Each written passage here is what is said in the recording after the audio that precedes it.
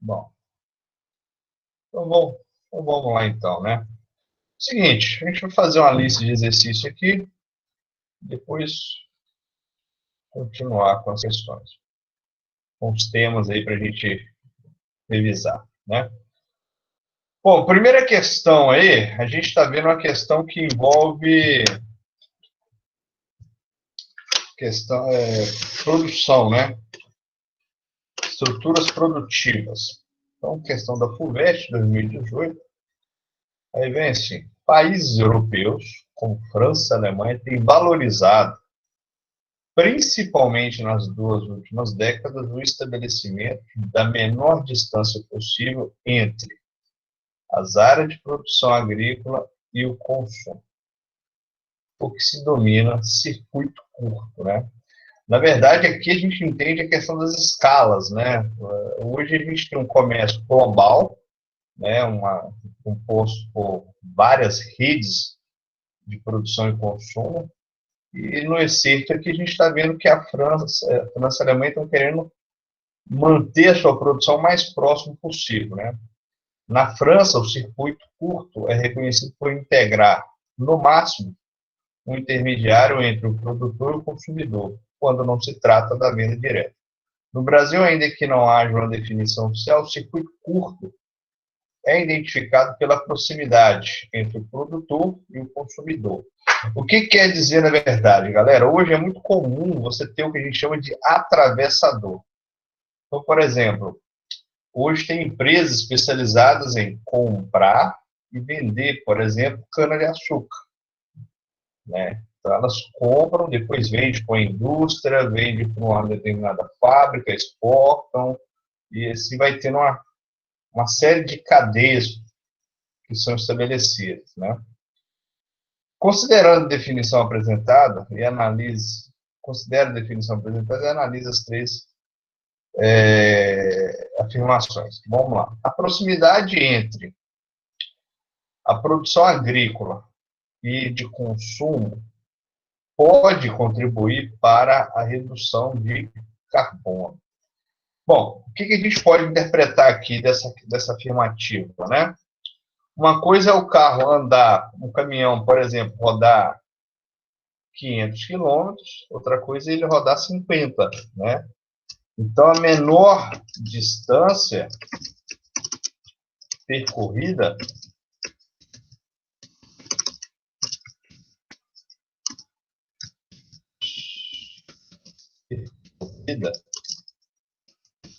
vai ter menor consumo, né? E produção de CO2. Então, essa aí acho que certinho. Okay, né? Então, a gente entende que a alternativa A aqui é verdadeira. O objetivo fundamental do circuito curto é ampliar a ampliação da lucratividade de grandes empresas, grandes indústrias alimentícias, com ganhos advindos da redução do custo de transporte? Não. Na verdade, essa perspectiva aí tenta integrar mais as pequenas e médias propriedades, né? Por exemplo, aqui no Brasil, uma coisa que é muito comum é ter que usar cooperativas, né? Um fazendeiro produz o leite, em vez de ele mandar direto para a fábrica, ele manda para uma cooperativa, a cooperativa que vai negociar isso. Então, a segunda aqui é falsa, está errada aqui. Com o circuito curto, né? Então, aqui a gente já tem ou é essa não pode ser, essa não pode ser, essa não pode ser. Então, com o circuito curto, são geradas novas relações sociais pelas quais se pode atingir o preço justo das mercadorias, tanto para o consumidor quanto para o produtor. Opa, essa aqui procede. Então, a resposta seria a letra E. Alguma dúvida aqui nessa questão? Daniel não entendeu porque a 2 está errada. Tá. Daniel, repare bem. Aqui a gente está destacando, cara, a relação que se dá entre o pequeno e médio produtor. Presta atenção. Tá? Porque, veja bem, o exemplo aqui está falando da França e Alemanha, Europa. Então, lá predominam pequenas e médias propriedades, diferente do que acontece no Brasil, onde aquela agricultura que melhor atende as indústrias, etc., é o grande latifundiário. Então, no caso aqui da 2, se você priorizar o agronegócio, a agricultura comercial, você prejudica ou vai estar limitando os pequenos e médios produtores. Ou seja, né, o objetivo aqui, ó, igual está falando aqui, o objetivo fundamental do circuito curto é ampliar a produtividade de grandes indústrias. Não. A ideia é priorizar pequenos e médios agricultores, que são hoje penalizados pelos atravessadores, por pessoas que compram esse produto e ganham em cima dele, sem produzir nada, diga-se de passagem. Então, por exemplo, uma cooperativa.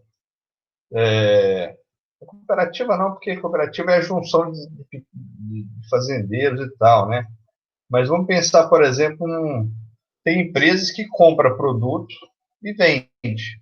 Por exemplo, eu compro soja a $40 a saca para esperar ela subir para vender a 70, 60. Ou seja, eu vou ganhar sem fazer nada, digamos assim. Então, isso é o que faz as grandes empresas, principalmente aquelas ligadas ao setor financeiro. Agora, quando fala do circuito curto, cara, já é o quê? Diminuir a relação a distância entre o agricultor e o consumidor final. Então, lembra um pouco esse comércio de horta, de feira, essas pequenas propriedades que produzem ali, tira ali de manhã, pega a caminhonete, leva para a cidade e já vende, já entrega direto. Isso sim é mais relacionado à questão. Tá? Então, no contexto da análise aqui, né, principalmente no contexto aqui do Brasil, da Europa, se prioriza, no caso, aí, as pequenas e médias propriedades. Tá? Beleza? Então, assim, olha que está subentendido isso aqui, tá? Está subentendido isso aqui, mas tem que lembrar daquela aula que eu falei sobre o perfil do espaço rural da Europa e tal. Então, é importante. Bom, questão 2, questão da Unesp também, né? O livrinho aí, citação do Jurandir Luciano Ross, né? Ecogeografia do Brasil. Aí está assim, ó. Esse produto percorreu a região desde o Morro da Tijuca, no Rio de Janeiro, no primeiro quartel do século XIX, até o norte do Paraná, onde praticamente cessou sua marcha na década de 1970. Neste período, seu percurso deixou marcas significativas na paisagem. Vasta rede urbana e densa malha ferroviária, solos empobrecidos pela erosão, florestas dizimadas, extintas paisagens, extensivas pastagens, quase sempre de baixa produtividade. O excerto refere-se à produção do espaço brasileiro relacionada ao ciclo do... Então, no caso aqui, a gente lembra que a borracha ela está no norte, né? Mais especificamente região amazônica. Então, aqui a gente não tem esse detalhe, né? Na 2, quando fala cana-de-açúcar, a gente tem duas situações. Vamos lá. Zona da mata, nordestina, né? Foi a área primária da produção sucroalcooleira, remota ali o século 17, 18. Depois, por volta ali do final do século 18, 19, século 20 ali começa a ter produção de cana-de-açúcar no Sudeste. Inclusive, isso vai ter uma relação até política, né? No Brasil, pode pensar nisso.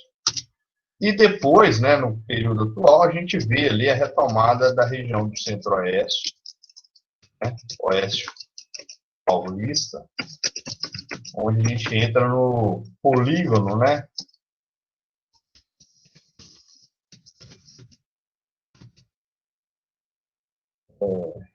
sucro alcooleiro, né? Que ali pega o Oeste Paulista, Goiás, Mato Grosso do Sul e tal, que são áreas em que se tem avanço da cana-de-açúcar hoje no Brasil. A gente até trabalhou isso na perspectiva do espaço rural brasileiro. E vale lembrar também que as áreas que antes eram utilizadas para cana-de-açúcar, né, para a zona da zona da mata, eu falei com vocês, né, hoje ela está dando lugar a uma reestruturação que é o CELBA, né, Sergipe, Alagoas, Bahia, que está sendo substituída por agricultura de grãos, né. Então, no caso aqui, a questão mais relevante, mais expressiva, que tem mais a ver com o café, né? Então, a gente lembra que o café pega ali norte do Paraná, Minas, Rio de Janeiro e São Paulo. Né? O peso econômico do café foi tão forte que isso ajudou a definir, por exemplo, a organização política do país, né? Na política do café com leite, né? E nessa época você tinha alguns personagens interessantes, né? Por exemplo, né, no café, na crise do café de 1929, né, 1929 e 1930, na quebra da Bolsa dos Estados Unidos, período em que o Brasil exportava quase 70% do café do mundo, né? Quem era o ministro da Fazenda da época era o Getúlio Vargas, né? E ali abre a possibilidade de estabelecer uma campanha política, né, no qual ele perde, e depois você tem o golpe, né? Inclusive, lá no Nordeste, você tem ali, já na década de 30, a figura do avô do Fernando Collor de Mello, né? Olha só como é que as coisas no Brasil funcionam. O avô dele já era político no Brasil, o pai foi político e morreu dentro do Senado, né? E ele foi presidente, impeachment, e voltou a ser senador. Por essas e por outras que eu falo que o Brasil não é para amador, certo? Dúvida na questão?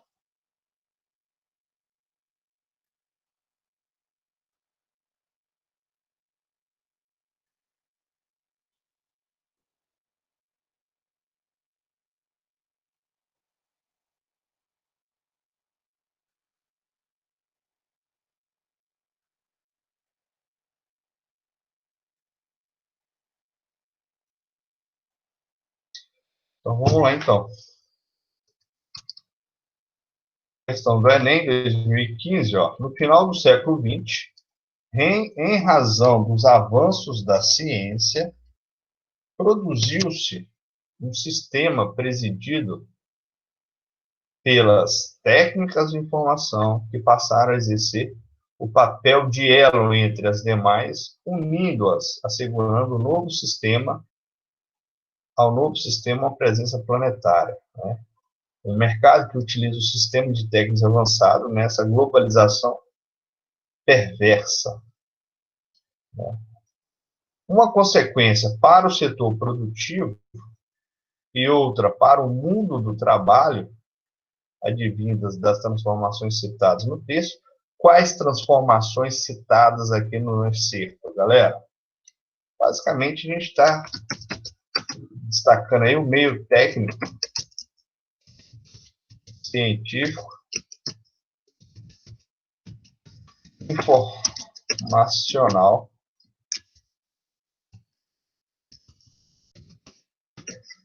né? Então, isso aqui a gente vai lembrar que isso está repleto de transformações de ordem econômica. Um detalhe importante aí é da gente lembrar dos avanços neoliberais, das ideias neoliberais, técnicos, né? Ou seja, a incorporação de máquinas, robôs, equipamentos de automação, informatização no processo produtivo, né? Então, olha só, uma consequência do processo produtivo. Então, o que vai acontecer aqui?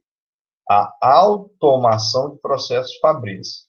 Aqui a gente remete àquela aula que a gente já teve, ao que a gente chama de robotização. Ou seja, a reestruturação produtiva. E o aumento dos níveis de desemprego, ou seja, né, principalmente o desemprego estrutural, certo? Então, que é essa contextualização que a gente faz da questão. Eliminação de vantagens locacionais e ampliação da legislação trabalhista. Meu prezado, eu acabei de falar em neoliberalismo.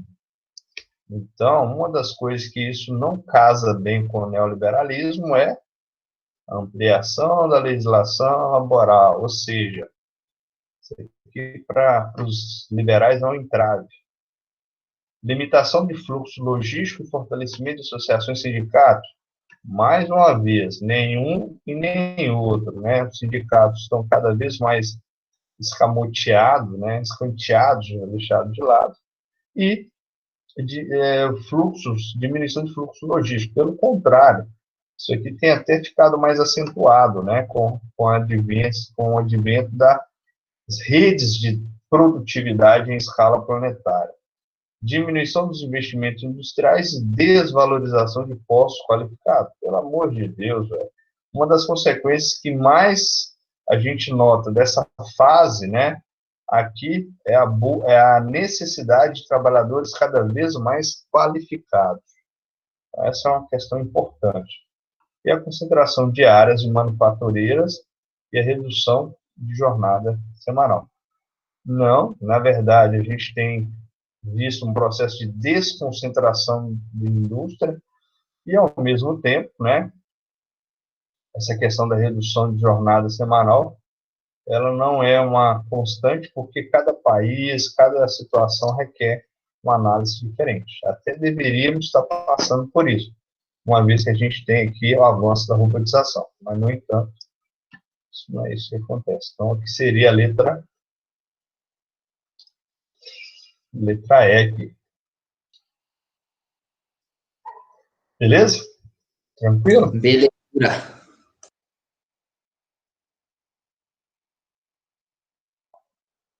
Ok.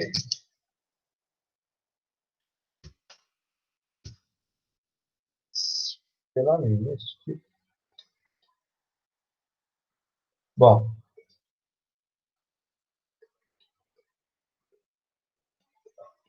Três, questão suave, fácil, tranquilo, de boa.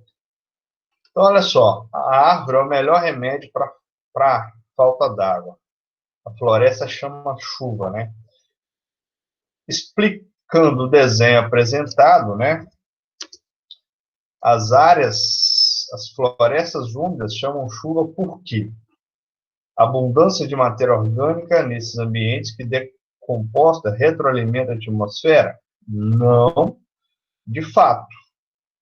A matéria orgânica dessas áreas florestais é bem maior, mas no contexto aqui, no fato de produção de água, não necessariamente tem a ver com isso. Ok? Dirley, Oi. o que é isso retroalimenta? Lembra da aula de ecologia, fluxo de energia? Tem a ver com isso. Tem a ver com isso. No caso aqui seria, não sei se eu estou certo, porque é uma área um pouco fora da minha aqui, mas vamos lá.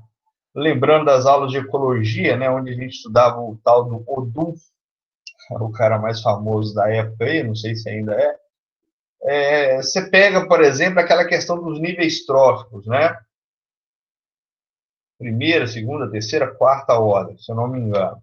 Aí, dentro dessa mudança, aí, o que, que acontece? É um nível, um fluxo de energia que está sendo alterado de uma cadeia, dentro dessa cadeia ecológica aí. No caso aqui, está falando o seguinte, que a própria matéria orgânica das árvores, né, a decomposição das folhas, é o que vai aumentar, é o que vai gerar a produção de água aqui. Na verdade, não é isso. Né?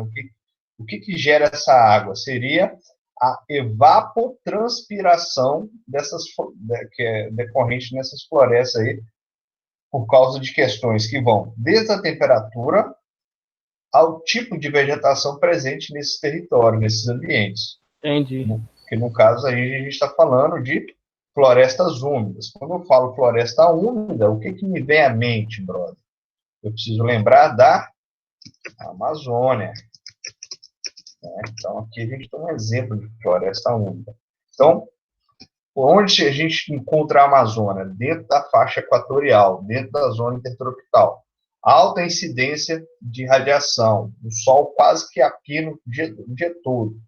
Então, isso aí faz com que você tenha, basicamente, um tipo de estação do ano, que é verão o ano todo, e as plantas ali, elas se adaptaram àquele meio mediante a disponibilidade de energia, ou seja, alta umidade, calor, evapotranspiração, condensação, chuva, etc. Né? Então, aqui a gente tem essa perspectiva. Bloqueio de massas de ar pelo relevo, onde essa vegetação se assenta, provocando chuvas orográficas. Não. Então, lembrando que aqui a gente pode estar relacionado ao Brasil, cara, a gente está falando o que a gente chama de domínio de terras baixas florestadas, no caso da Amazônia, né, gente?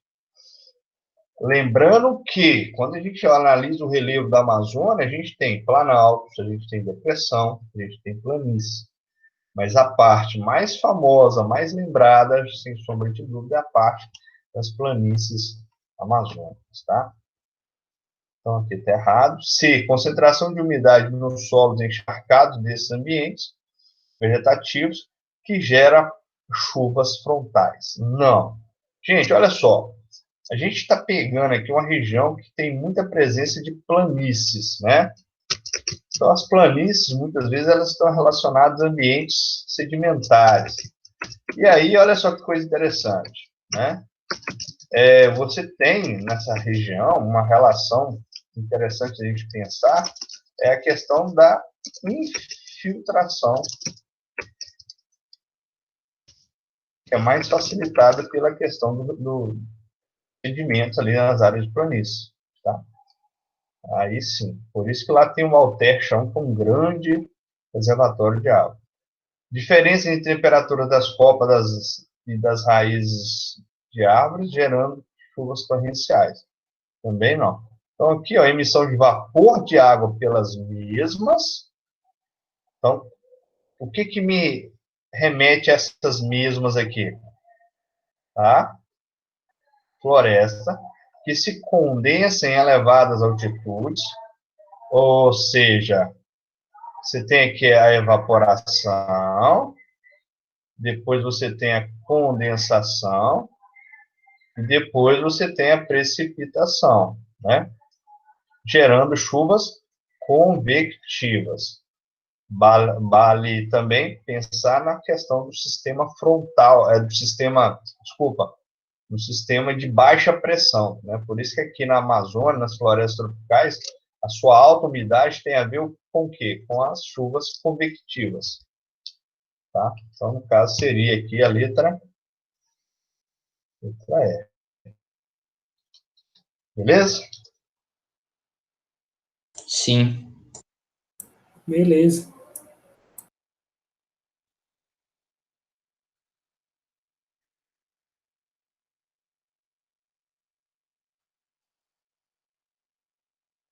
Então, vamos lá.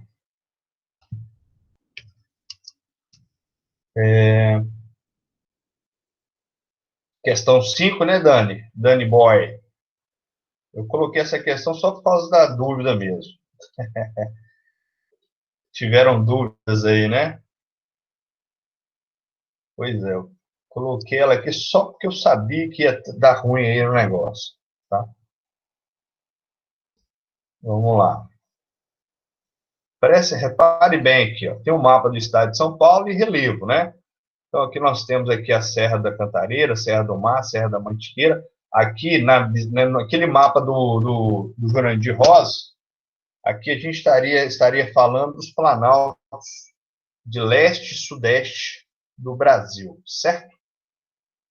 Bom, pá, vamos pegar aqui, ó, a partir da dinâmica das águas fluviais. Ai, professor, eu tenho uma dúvida do que seria águas fluviais, né? As águas dos rios, criatura, né?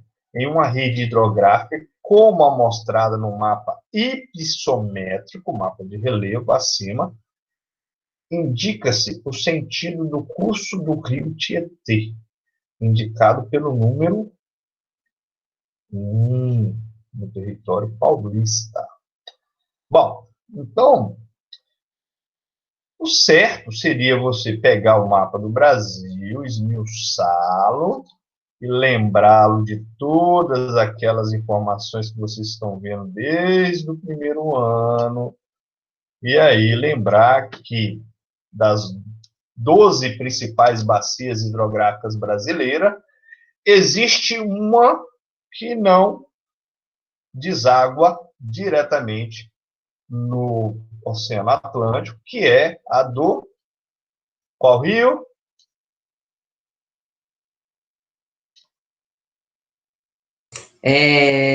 Cisplatina, bacia da não sei o que lá. Não, meu brother, eu estou falando aquela que está dentro do território brasileiro primeiro. É a bacia do Araguaia. Paraná, caceta. Paraná, foi quase. Mas bacia do como é que fala? Platina? Não Bacia tá do Rio da certo, não. Prata. Rio da Rio da Prata. Plata, não tá certo, não? Sim. Tá, vamos lá. A bacia do Rio da Prata, ela é a bacia onde a bacia do Paraná deságua. Então, repare bem. Só para a gente ter um exemplo aqui. Aqui a gente tem os planaltos de leste. Deixa eu mudar a cor aqui para ficar diferente. Aqui.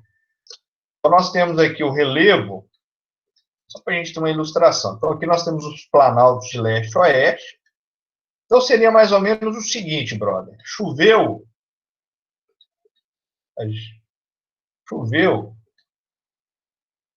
Eita. Nesse sentido aqui, ó. A, B, seria assim, ó. Você tem o relevo, os planaltos de leste e oeste, sentido litoral. Então, aqui você tem a letra A, e aqui eu teria a letra B. Então, quando chover, você tem duas bacias hidrográficas.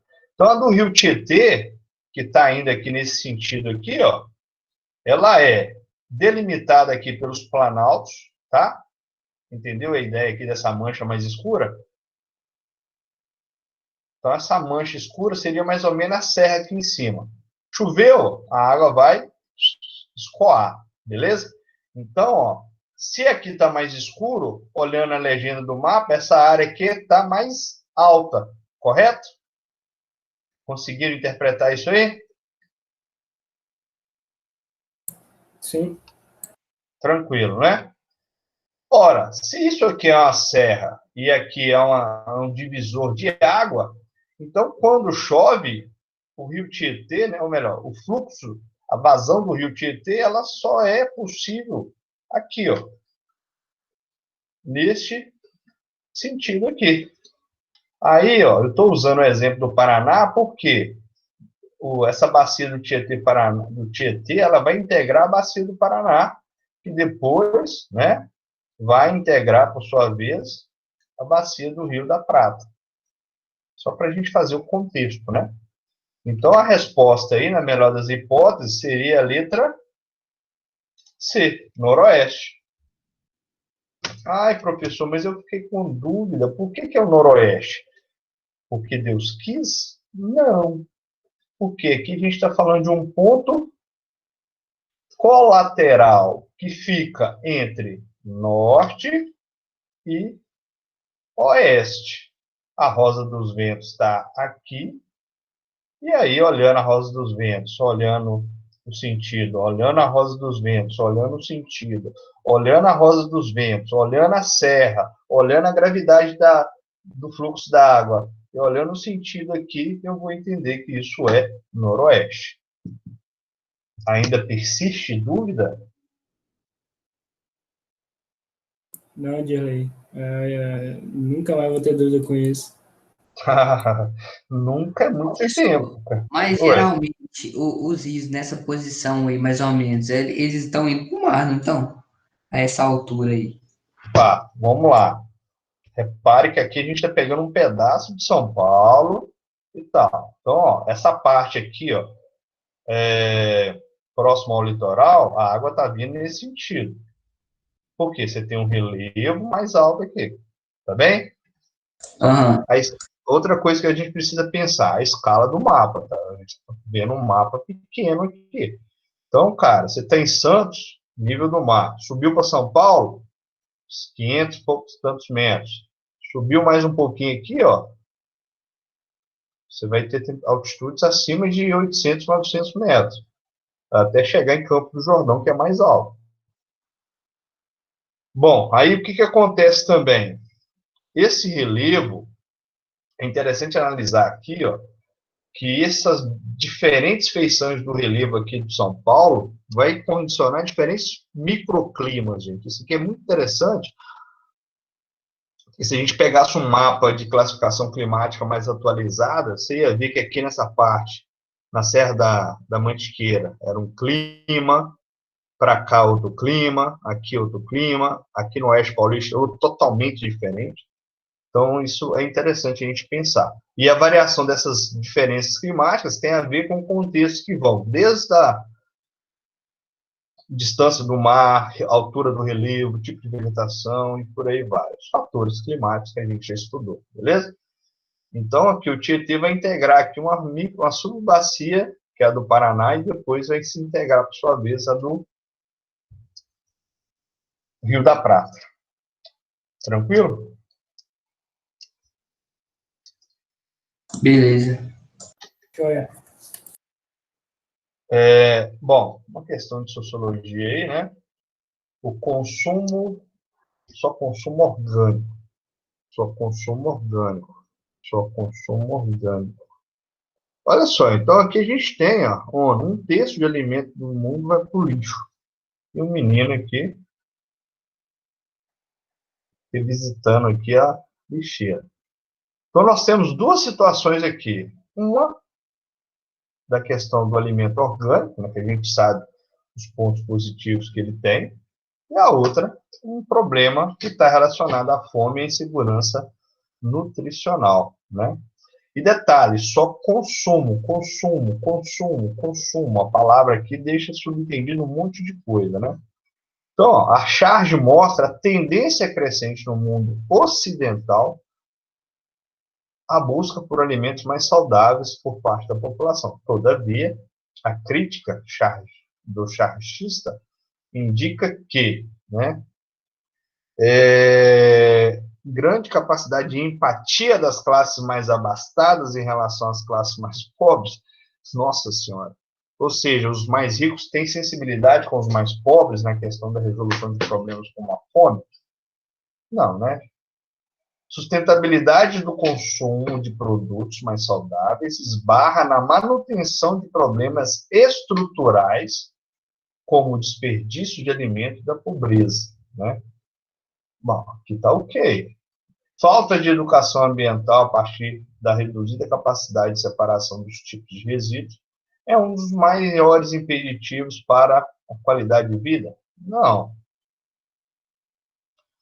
Pelo contrário, a gente tem capacidade, na verdade, até políticas, né?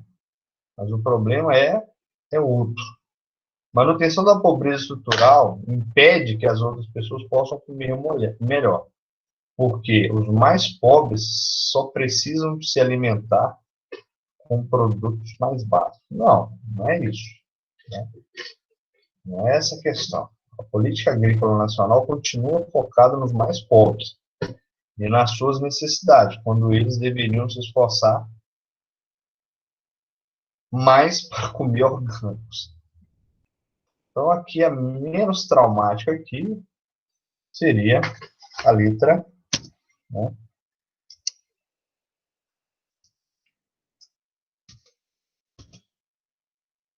A minha opinião seria a letra D, tá? Ok? Aí, quando a gente analisa a relação entre os países pobres e os mais ricos, né? Isso fica mais evidenciado.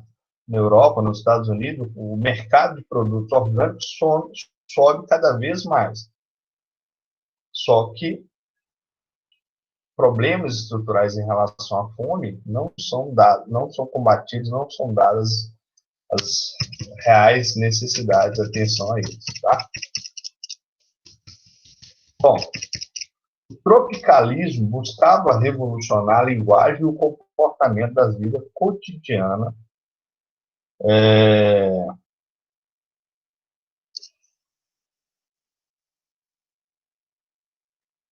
incorporando-se simultaneamente à sociedade de massa e aos mecanismos de mercado de produção cultural. Criticava, ao mesmo tempo, a ditadura e uma estética, né, de esquerda acusada de menosprezar a forma artística. Articulava aspectos modernos, arcaicos, buscava retomar criticamente a tradição brasileira e absorver influências estrangeiras ao modo antropofágico, né? A modernização, democracia, 1964, né? O tropicalismo no contexto cultural brasileiro dos anos 60 e 70. Foi influenciado pelo manifesto antropofágico e propunha digerir aspectos culturais, aspectos da cultura mundial, como a guitarra elétrica, a televisão, para difundir o ideal de uma sociedade alinhada aos interesses da modernização econômica da ditadura. Cara, essa época, eu coloquei essa questão só para a gente ter um contexto do que era a década de 60, que eu sempre chamo a atenção para vocês, mas um pouquinho da realidade do Brasil. Então, 1922, Semana de Arte Moderna, aquilo ali tem uma série de transformações de cunho artístico, né? Da gente digerir as nossas próprias bases culturais, sociais, filosóficas, religiosas e expor aquilo na arte, propriamente dita, né? Em vez da gente ficar sendo meros reprodutores de culturas alheias e tal. E aí chega a década de 60, a época dos festivais. Então, era muito comum os festivais, né, mantidos aí pelas TV Tupis, algumas outras televisões que organizavam esses eventos. E era de música popular, mas numa perspectiva bem tradicional mesmo, né? No entanto, a partir dos anos 60, esses festivais começaram a mudar um pouquinho a cara do Brasil. E aí, gente, olha só que coisa interessante. Teve um movimento contrário à guitarra no Brasil. Então, se eu não me engano, nos anos, acho que 64, se eu não, 64. Não, 68. 68, desculpa. Teve um movimento que os caras foram para a rua para protestar contra o uso da guitarra elétrica no Brasil. Né, eles queriam manter essa estrutura ali de violão, música mais, né, mais de boa, digamos assim. Inclusive pessoas assim de renome, né, Gilberto Gil, o próprio Caetano Veloso, entre outros. Esses caras, no primeiro momento, não eram muito favoráveis ao uso da guitarra elétrica, né? E aí, qual que é a perspectiva disso? Lembra da Guerra Fria? Lembra de quem dominava ali, né, a perspectiva do imperialismo norte-americano? Então, eles achavam também que se usasse guitarra, o não uso da guitarra era uma forma de protestar contra o imperialismo norte-americano também, uma vez que o rock nos anos 60 nos Estados Unidos, né, influenciado fortemente pelo blues, pelo jazz, né, tinha como base ali a guitarra elétrica que começou a ser desenvolvida ali fortemente, né? Então aqui eu coloquei essa questão só para a gente observar de uma outra forma, né, analisar de uma outra forma, perspectiva de como é que eu posso relacionar ali ou evidenciar alguns aspectos de ordem geopolítica, de ordem social, né, cultural presente no território brasileiro, principalmente nos anos 60. Então, acho essa questão bem engraçada, assim, digamos assim, beleza? Tudo bem?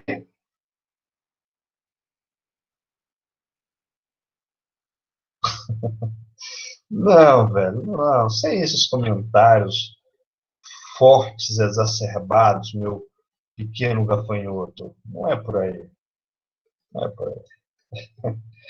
Bom, fala-se muito nos dias de hoje em direitos do homem.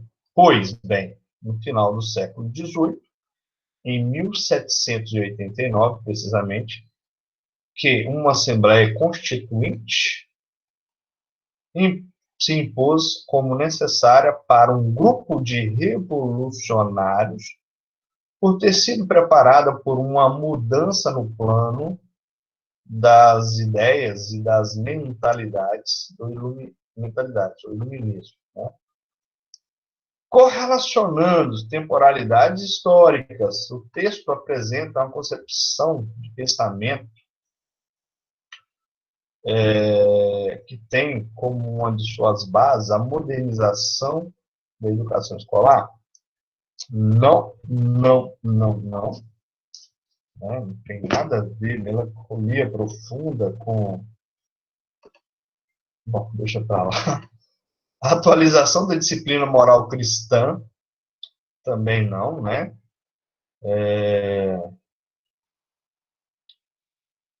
Que a gente está falando bem na época ali da Revolução Francesa também, né? Divulgação de costumes aristocráticos, né? Das elites ali do período pré-revolução francesa, também não. Universalização do princípio da igualdade civil. Opa, aí dentro da perspectiva da sociologia, cara, isso é importante. Por quê? A gente está lembrando aqui, galera, de um contexto em que se começa a desenvolver a Revolução Industrial. Esta Revolução Industrial, ela não é só técnica, ela é econômica, ela é cultural, ela é social, ela é política.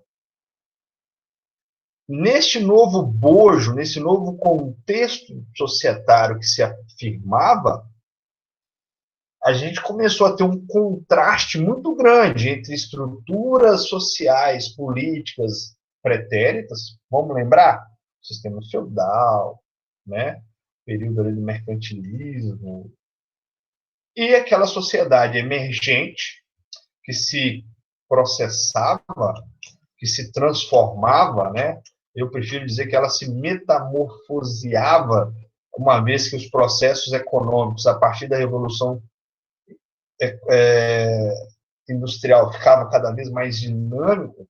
Então, foi preciso pensar numa nova estrutura de sociedade, numa nova forma de organização da sociedade e, acima de tudo, né, fazer valer o capitalismo dentro da perspectiva liberal e, ao mesmo tempo, dar a ideia de uma pseudo-igualdade jurídica entre os homens, né?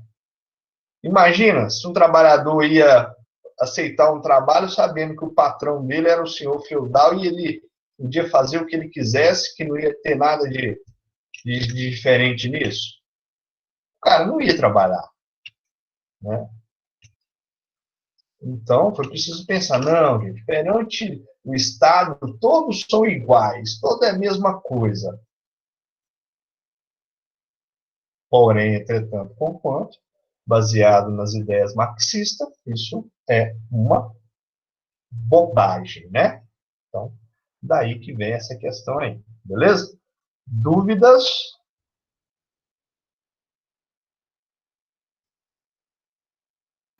100% de lei, sem dúvidas. Então, cuidado com isso aí, tá? Cuidado, que isso é uma questão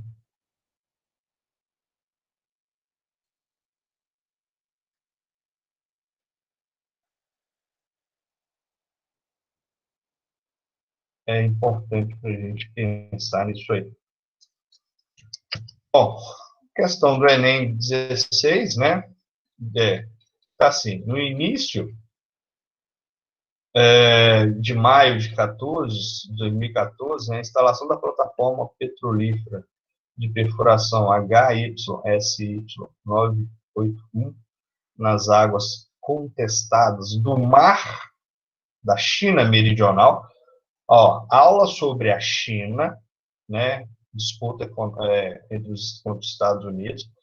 Em um determinado momento eu falei sobre essa região, né? Então, aqui na região do Mar do Sul da China, suscitou especulações sobre as motivações chinesas. Na avaliação de diversos observadores ocidentais, Pequim pretendeu, com esse gesto, demonstrar que pode impor seu controle e dissuadir os outros países de seguir com suas reivindicações de direito de exploração dessas águas, como é o caso do Vietnã e das Filipinas, né? Então, além de Vietnã e Filipinas, você tem o Japão, que junto com a China contestam, né, a posse de territórios nessa região, que é muito estratégica, trânsito de navios, ilhas, proximidades com a China, enfim, tem vários elementos que a gente poderia destacar.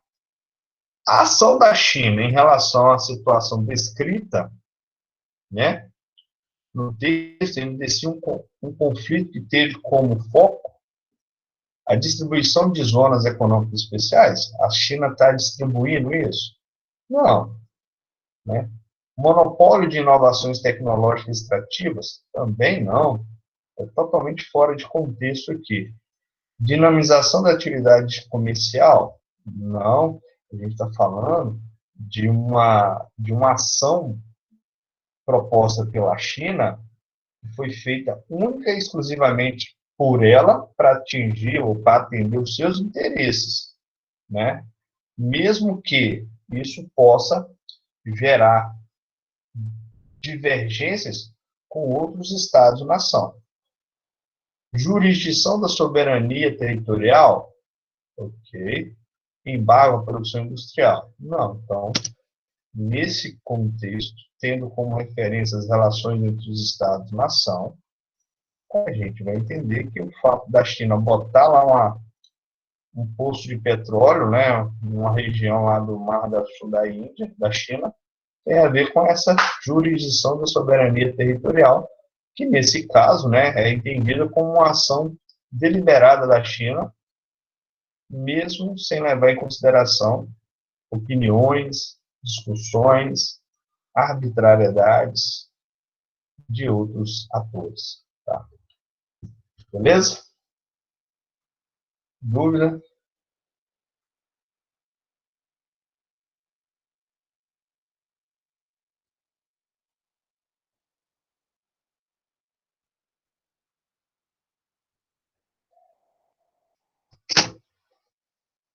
Questão do Enem, de 2016, né?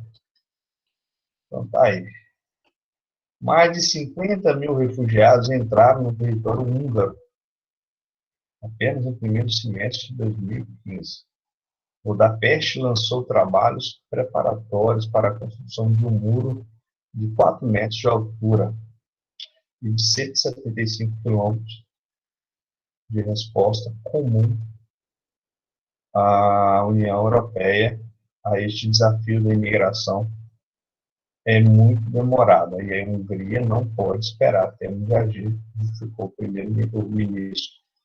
O Alto Comissariado das Nações Unidas para Refugiados, Acnur, critica manifestações de xenofobia adotadas pelo governo da Hungria. O país foi invadido por cartazes nos quais o chefe do executivo né, insta os imigrantes a respeitarem leis e a não roubarem empregos dos húngaros. Para a CNU, a medida é surpreendente, pois a xenofobia costuma ser instigada por pequenos grupos radicais, não pelo próprio governo do país. O posicionamento governamental nos textos é criticado pela Acnur, né, por ser considerado um caminho para alteração de regime político? Não. Fragilização da supremacia nacional? Não, até porque fala em criar leis, etc. Expansão de domínio geográfico? Também não. Cerceamento de liberdade de expressão? Não.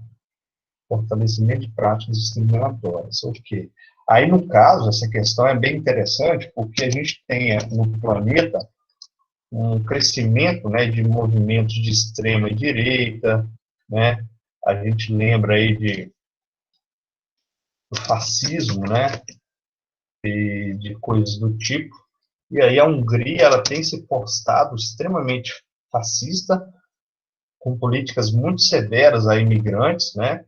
E além disso, defendendo estruturas, né, sociais, como por exemplo o patriarcado, né, a inflexão à liberdade aos imigrantes e tal. Isso tem tudo sido analisado, né? Isso tem sido analisado à luz dessas circunstâncias aí nacionais políticas. Beleza? Dúvida?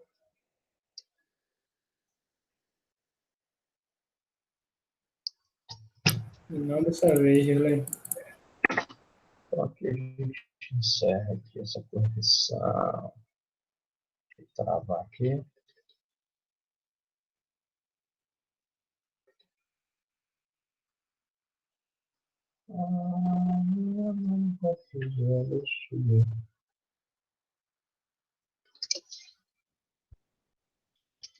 Ufa.